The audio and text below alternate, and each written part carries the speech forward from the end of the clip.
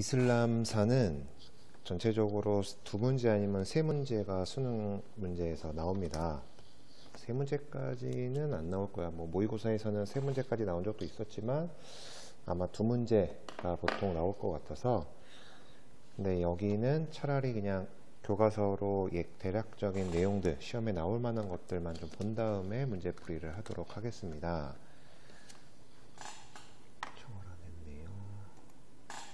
우선 아시리아, 아크메네스 왕조, 페르시아. 근데 어차피 단독 문제로 나올 만한 거는 아크메네스 왕조, 페르시아, 그리고 옆 페이지에 있는 사산 왕조, 페르시아에 대한 내용입니다.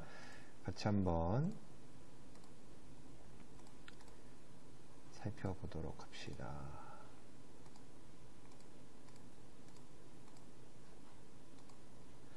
아크메네스 왕조에서는 여기서는 여러 이런 나라들이 아시리아에서 통일이 됐고, 이 아시리아가 이렇게 갈려졌지만 결국 다시금 통일한 게 아크메네스 왕조 페르시아다.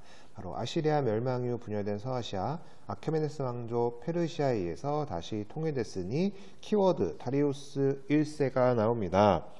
다리우스 1세, 그리고 이 아크메네스 왕조 페르시아와 관련된 키워드들은 다리우스 1세, 그리고 왕의 눈, 왕의 귀로 불린 감찰관을 각 지역에 보내서 감시한 것, 그리고 왕의 길이라는 그 도로를 건설해서 역참을 정비했다. 그리고 이 아크메네스 왕조 페르시아는 피지배 민족에게 공납을 받는 대신에 그들의 전통과 신앙을 존중하는 관용 정책, 그리고 이 페르시아와 관련돼서는 조로아스토교 문화가 주변 지역으로 전파됐다. 그리고 그리스 세계와의 벌인 페르시아 전쟁, 마라톤 전투라든지 살라미스 해전이라든지 그런 것들, 그 아크메네스 왕조 페르시아랑 그 그리스 세력들이 벌인 전쟁이었고, 결국 기원전 4세기 말 알렉산드로스의 침공을 받아 멸망했다라는 내용들, 이런 내용들이 아크메네스 왕조랑 같이 기억해야 될 내용들입니다. 여기서 보면은 요 수사가 바로 아크메네스 왕조 페르시아의 수도야. 페르세폴리스도 수도 표시가 돼 있지. 이거는 누구 때? 바로 다리우스 1세 요때 수도로 다시 건설됐고, 니네베도 이렇게 점 찍혔잖아. 이 니네베는 어디냐? 바로 아시리아의 수도입니다. 니네베는 아시리아의 수도고, 수사부터 해서 여기 사르디스까지 이렇게 해서 바로 왕의 길, 이런 것들이 핵심적인 내용들이 되겠습니다. 그 다음 파르티아는 단독 문제로 나오기는 어렵습니다. 그냥 파르티아에서 간단하게 볼 거, 파르티아는 이때 로마가 있었다라는 거. 아까 아크메네스 왕조 페르시아 때는 그리스, 그 아테네, 그 다음에 스파르타 이런 애들이라면은 요때는 이제는 로마, 그리고 쿠션 왕조, 어쨌든 나중에 사산 왕조 페르시아에게 멸망당했다. 파르티아까지는 안 나올 겁니다. 아크메네스 왕조 대신에 나오는 이제 사산 왕조, 어차피 페르시아에서는 이렇게 두 개가 단독 문제로 나올 만한 것들이니까 사산 왕조 페르시아 좀 보면은 아크메네스 왕조 부흥을 내건 사산 왕조 페르시아, 바로 대표적인 거 보면은 로마 제국과의 끊임없는 대립, 그러니까 로마 제국 이때 있었고, 그 다음에 사막길과 바닷길을 이용한 동서교역의 요충지를 장악해 중개무역.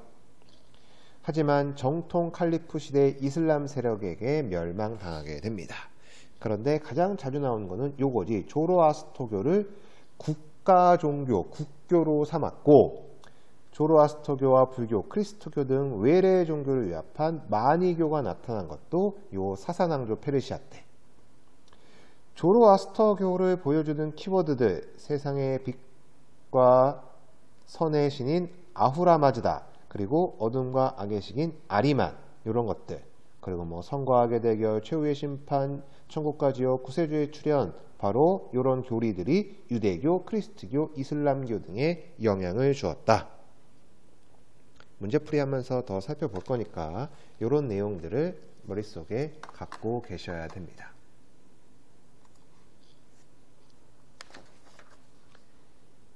그 다음은 이슬람 세계의 발전, 무함마드, 알라, 신 이런 내용, 그 다음에 헤지라, 성스러운 이주를 의미하는 이슬람 세력의 원년, 그래서 그 박해받았을 때 피신한 거, 헤지라, 그 다음에 오행, 5가지 꼭 해야 되는 것들, 이런 것들이 이슬람과 관련된 내용이라서 뒤에 가서 한번 정리를 하도록 하겠습니다. 그 다음 이슬람 세계의 이슬람 제국의 성립과 발전을 보면은 아까 잠깐 나왔던 무함마드가 있을 때 그 이후에 이제 정통 칼리프 시대, 그 정통 칼리프 시대가 끝나고 우마이야 왕조가 들어서게 되고, 요 우마이야 왕조에서 바로 아바스 왕조, 그 다음에 그 우마이야 왕조 일족이 세운 후 우마이야 왕조, 그 다음에 파티마 왕조. 그런데 여기서 단독 문제로 나올 만한 거는 우마이야와 아바스 왕조. 후 우마이야 왕조까지는 나오기 어려울 건데, 나온다면 파티마보다는 후 우마이야인데, 그냥 요렇게. 근데 우마이야와 아바스가 거의 대부분입니다. 그래서 우마이야와 아바스 왕조 내용을 같이 볼 겁니다.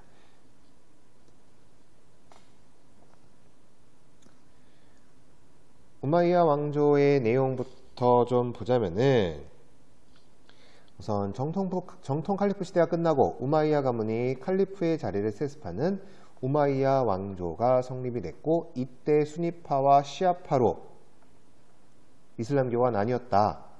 그래서 소수냐 다수냐, 그냥 대략적인 거. 그래서 다수가 다수니 해서 수니파, 그 다음에 소수가 시아파, 이렇게 되는데, 우마이야 왕조 다마스쿠스를 수도로 삼게 됩니다. 수도로 각 왕조들이 나오던지 아니면은 수도를 물어보는 문제들이 나왔는데, 우마이야가 되다 보니까 요 다마스쿠스로 이렇게 미음으로 이어지는, 이렇게 외우는 게 아마 편할 것 같습니다. 그래서 동쪽으로는 인더스강 유역, 서쪽으로는 북아프리카를 거쳐 이베리아 반도까지 영토를 확장했는데, 요 이베리아 반도까지 영토를 확장하면서 유럽 세력과 한판 붙게 됩니다. 바로 이때가 바로 프랑크 왕국, 프랑스 아니고 프랑크 왕국이고, 이 프랑크 왕국과 했던 그 전쟁이 투르 푸아티에 지역,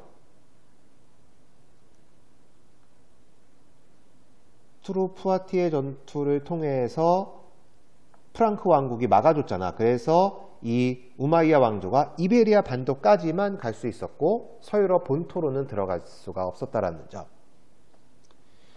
아무튼 이런 내용들. 그리고 또 기억해야 될 거는 시리아 지역 아랍인들이 중용됐는데, 이들이 중심이 된 아랍인 우월주의, 요거 나와서 다른 아랍인과 비아랍인의 불만, 우마이야 왕조에서 또 하나의 키워드, 바로 아랍인 우월주의. 그리고 나서 어쨌든 이렇게 차별한 거잖아, 결국. 아랍인 우월주의를 하면서 다른 아랍 세력, 비아랍인들을 차별하다 보니까 결국 그들이 중심이 돼서 그 불만 세력들이 시아파의 도움을 받아 아바스 가문이 바로 아바스 왕조를 세우게 되는 내용. 다시 옆 페이지 가서 보겠습니다.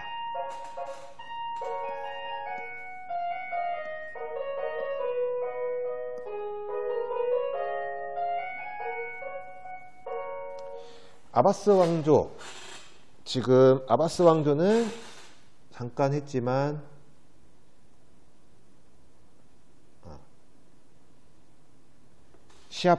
시아파들의 도움을 받아서 그 아바스 왕조가 세워졌는데, 아바스 왕조 마찬가지로 아바스 왕조는 새로운 수도 바그다드, 바그다드, 비읍, 우마이야 미음에서 다마스쿠스에서 미음, 이런 식으로 외울 수밖에 없습니다.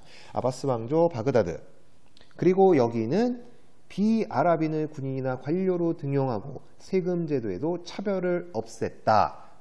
우마이야 왕조와의 차이점이지. 우마이야 왕조가 그래서 불만 세력들이 생기고 그 불만 세력들의 도움과 함께 시아파의 도움을 받아서 아바스 왕조가 세워졌잖아. 당연히 아바스 왕조는 달라야겠지. 그래서 차별을 없앴다. 그리고 또 하나의 키워드, 당나라와 탈라스 전투에서 승리. 이 탈라스 전투에서 바로 당나라와의 전쟁을 통해서 이슬람 지역으로 뭐가 들어오냐? 제지술이 들어오는 거야. 그 우리 쪽에서 동양에서 만든 그 종이 만드는 기술인 제지술이 요 탈라스 전투를 통해서 이슬람 세계로 들어오게 됩니다. 그런데 전체적으로 13세기 몽골 세력의 침략을 받아 멸망하게 됩니다. 그 다음 우마이야 왕조의 일족 남은 세력들이 이베리아 반도에 후 우마이야 왕조를 세웠고 수도는 코르도바, 바로 이베리아 반도에 있는 코르도바 이 정도. 그리고 시아파 세력들이 북아프리카의 파티마 왕조, 북아프리카 지역이다 보니까 이집트 지역 카이로로 천도를 단행. 근데 핵심으로 나올 만한 건 우마이야와 아바스 왕조 정도가 되니까 그냥 이렇게 있구나라는 정도만 기억하시면 될 것 같습니다.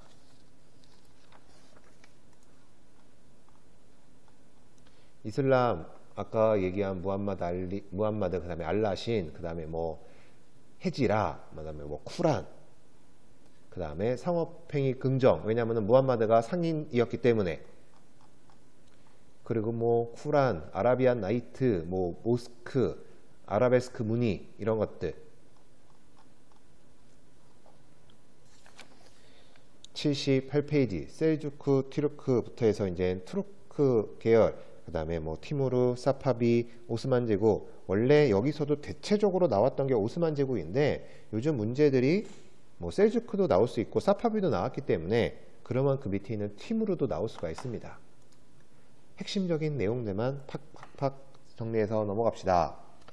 셀주크 트르크, 바그다드 입성했어. 그래서 아바스 왕조의 칼리프로부터 술탄이라는 칭호를 수여받게 됩니다. 그래서 셀주크 트르크가 바그다드로 입성하게 되고 술탄이라는 칭호 받았다. 그리고 예루살렘을 비롯한 소아시아 지역 세력을 확대하여 비잔티움 제국과 대립하는 과정에서 바로 유럽 중세 바로 십자군 전쟁이 일어나는 빌미가 됐고, 결국 이런 장기간에 계속된 십자군 전쟁 그런 것 때문에 마찬가지로 몽골의 침입으로 멸망. 이 정도만 셀주크 튀르크에서는 기억하면 될 것 같습니다. 셀주크 튀르크가 바그다드 입성하면서 바로 바그다드를 수도로 삼게 된 거지. 그 다음 티무르. 단독 문제로 한 번도 안 나왔는데 나올 수도 있을 것 같습니다. 사파비가 한번 나온 적이 있어서. 14세기 후반 칭기스칸의 계승자로 자처한 티무르, 바로 사마르칸트를 수도로 하는 티무르 왕조를 세우게 됩니다. 서쪽으로는 오스만 제국과의 앙카라 전투에서 오스만 제국을 제압, 그래서 중앙아시아에서 서아시아에 이르는 대제국, 이런 엄청난 제국들을 펼치게 되고 오스만 제국과의 전쟁에서 앙카라 전투에서 승리했다. 그리고 이슬람 세계 수호자로서 전쟁을 수행한다는 명분, 그리고 몽골 제국의 재건이라는 목표를 내세워서 유라시아 세계를 통합하려고 했는데, 전체적으로 명나라 정복하러 가는 과정 중에 도중에 죽게 되면서 점차 세력 약화됐다가 현재 그 우즈베키스탄에 이 티무르 무덤이 있거든. 바로 우즈베크인에 의해서 멸망했다. 사마르칸트가 수도다. 오스만 제국과 앙카라 전투에서 승리했다. 그 다음에 칭기스칸 계승자 자처했다. 그래서 우즈베키인에게 멸망했다. 이렇게 기억하면 될 것 같습니다.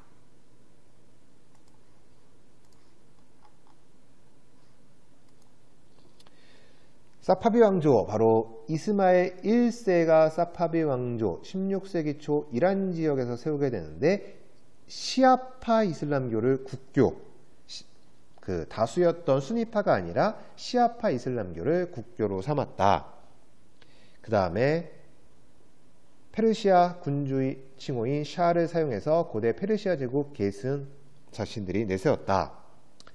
아바스 1세 때 수도를 이스피안으로 옮기고 각지의 도로, 다리, 상인들의 숙소 건설, 전성기 아바스 1세 수도 이스파한 이렇게 옮겼다. 이 정도만 아프간족 침입 등으로 쇠퇴하다가 결국 멸망했다. 이런 내용들. 이거를 주진 않겠지. 이만 모스크를 보여주고 다음과 관련된 왕조. 이것까지 보여주면 진짜 너무한 건데, 시험 문제가.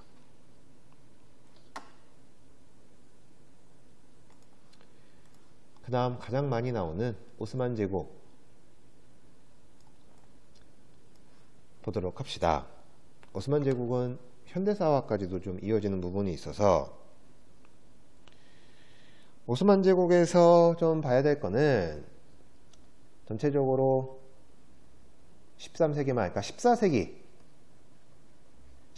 때부터 쭉 이어지고 나중에 터키 동화국 갈 때까지가 쭉 이어지게 되는데, 아까 잠깐 15세기 초 티무르에게 앙카라 전투에서 패배한 적이 있지만, 메흐메트 2세 때 콘스탄티노폴리스를 정복하고 오스만 제국의 수도, 그러면서 이스탄불로 이름을 바꾸게 되는 거지. 메흐메트 2세 때 콘스탄티노폴리스가 정복됐다. 바로 콘스탄티노폴리스가 정복됐다는 얘기는 비잔티움 제국이 멸망했다는 얘기입니다.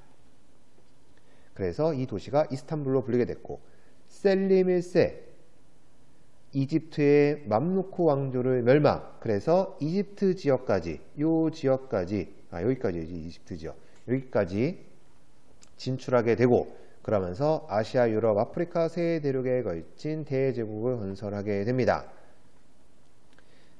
슐레이만 1세 때 전성기를 누리게 되는데, 바로 헝가리 정복, 오스트리아 빈을 포위 공격, 유럽의 연합편대를 무찔러 지중해 해상권 장악, 이런 내용들을 같이 기억하시면 되겠습니다. 오스만 제국은 이 정도 내용, 그 아래쪽은 아실 필요 없고 이 정도 내용에서 대부분이 다 걸리게 됩니다. 그리고 오스만 제국과 보여주는 또 다른 키워드들이 바로 이거, 티마르제, 밀레트 제도, 데부시르메 제도, 예니체리. 티마르 뭐냐? 그냥 토지 증세권 부여하는 티마르제. 밀레트제, 비이슬람교도 임두세만 납부하면 그들의 고유 신앙을 유지할 수 있는 일종의 종교자치 공동체 밀레트 제도를 허용했다. 데부시름에 뭐냐? 크리스트교 청년들을 강제 징집해 이슬람교도로 개종시킨 후 술탄의 친위 부대인 예리체리나 관료로 육성했다. 데부시름의 제도는 얘네들을 크리스트교 그 유럽 지역까지도 영역을 장악하고 있었으니까 크리스트교 청년들을 강제로 징집하는 제도입니다. 그래서 이슬람교도를 개종시킨 다음에 예니체리, 바로 술탄의 친위 부대인 거야. 크리스트교 애들이 이슬람교로 개종하려고 하니까 겁나 싫었겠지. 그래서 대부시름에, 완전 시름에, 싫다 시름에, 네.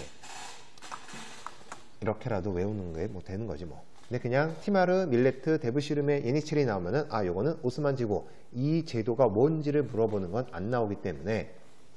근데 박스 안에서 제도 이름을 안 주고 비이슬람교도에게 인두세만 납부하면 그들의 신앙 공동체를 유지할 수 있겠다.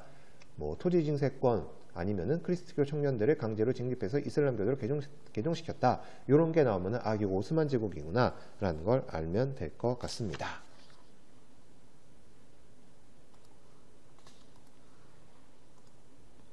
그 다음 봐야 되는 게 근현대사 부분에서 이집트도 그냥 이슬람 쪽으로 좀 봅시다. 같은 이슬람교 쪽이니까 그 오스만 제국과 관련이 돼 있는 거라서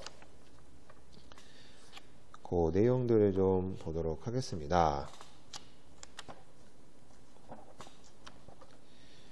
이집트의 근대화 개혁의 빛과 그림자. 오스만 제국의 지배를 받고 있었습니다. 이집트는 1905년 총독이 된 무함마드 알리가 근대화 운동 추진했으니 학교, 공장 세웠어. 담배, 문화 등의 상품 작물을 재배해 경제적 안정 도모했어. 그래서 이집트 근대화 관련된 거에서는 요 무함마드 알리 그리고 그의 뒤를 이어 태수가 된 무함마드 사이드 프랑스가 제안해서 수에즈 운하 건설했는데 당연히 공사비 엄청나게 들어갔고 결국 영국이 이거를 꿀떡하게 됩니다. 그러면서 전체적으로 외세의 내정 간섭 받게 되자 아라비 파샤 이집트를 이집트인에게라는 구어져서 외세 배격 운동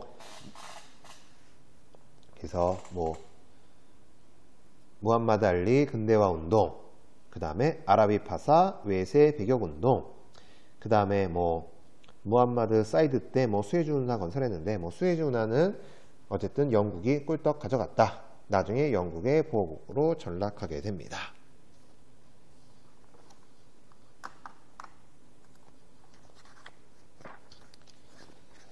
그 다음 나오는 게 172쪽으로 가봅시다.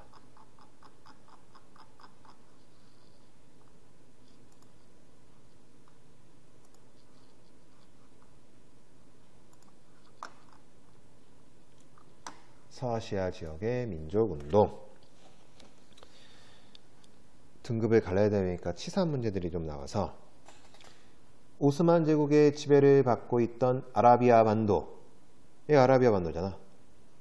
그래서 압둘 와하브가 이슬람교 초기 순수함을 되찾자는 와하브 운동 전개했고 나중에 이것을 해서 사우디아라비아 왕국이 수립되는 배경이 됩니다.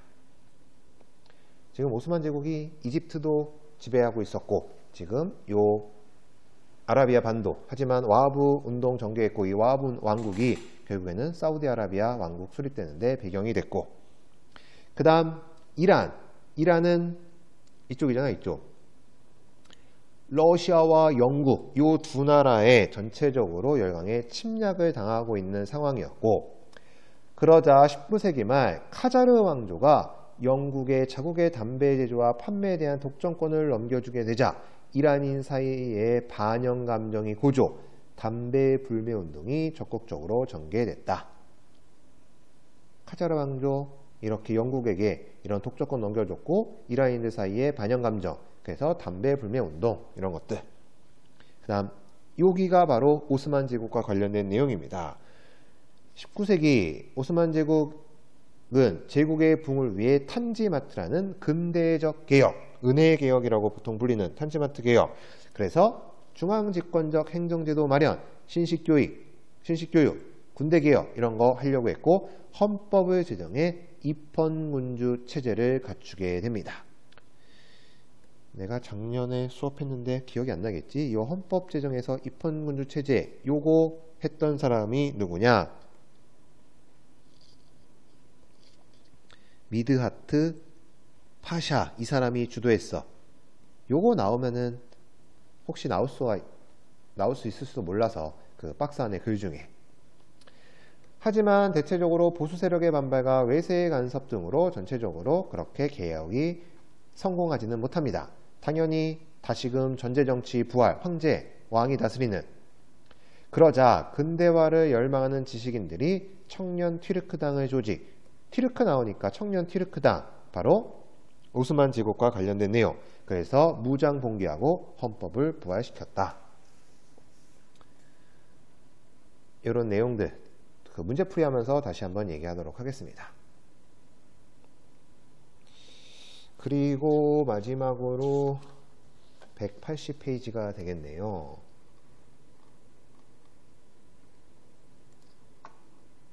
서아시아 민족운동 1차 세계대전에서 오스만 제국 참전했다가 패했습니다.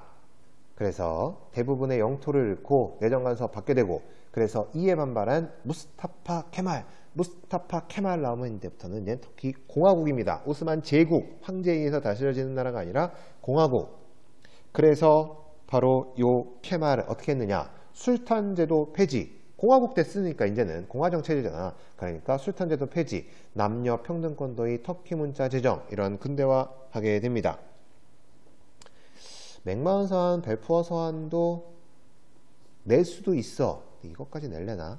그냥 간단하게 보면 이거는 영국이 오스만 제국을 압박하기 위해서 결국 영국과 오스만 제국이 1차 세계대전 때 서로 으르렁거렸네. 맥마흔 서한으로 오스만 제국에게 점령당하고 있었던 아랍인들에게 니네 독립시켜줄게 라는 대가로 도움을 받게 되고, 또 유대인들의 지원을 얻기 위해서 벨푸어 서한, 유대인들 나중에 너희들 팔레스타인 지역에 국가 세우게 해줄게. 결국 현대에 와서 이스라엘과 팔레스타인 간의 대립에 대한 내용들이지, 영국이 잘못했지 뭐. 이렇게 해서 교과서 내용을 통해서 내용 정리했고, 문제풀이 하도록 할 텐데, 요거는 영상을 한번 끊었다 가는 게 좋겠네요. 너무 길다 보니까. 이렇게 해서 마치도록 하겠습니다.